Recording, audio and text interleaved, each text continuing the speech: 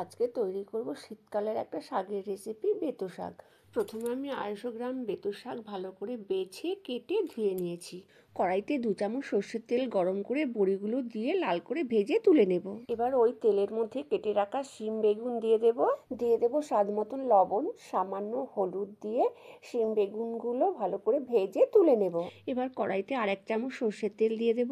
ওই তেলের মধ্যে শুকনো লঙ্কা, কালো জিরে ফোড়ন দিয়ে একটু নাড়াচাড়া করে নেব। এবার একটু আদা কুচি দিয়ে 30 সেকেন্ডের মতো নাড়াচাড়া করে নেব। এবার কেটে রাখা বেতো শাক দিয়ে দেব, সামান্য হলুদ, স্বাদ মতন লবণ, 3টে চেরা কাঁচা লঙ্কা দিয়ে দেব।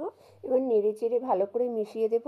শাক থেকে জল বেরোতে শুরু করেছে, এবার নেড়ে চেড়ে শাকের জলটা শুকিয়ে নেব। শাকের জল শুকিয়ে গেছে, এবার ভেজে রাখা শিম বেগুন দিয়ে নেড়ে চেড়ে 2 মিনিট রান্না করে নেব। সামান্য চিনি, ভেজে রাখা বড়ি দিয়ে নেড়ে চেড়ে 1 মিনিট রান্না করে একটা পাত্রে নামিয়ে নিলে রেডি সুস্বাদু বেতো শাকের রেসিপি।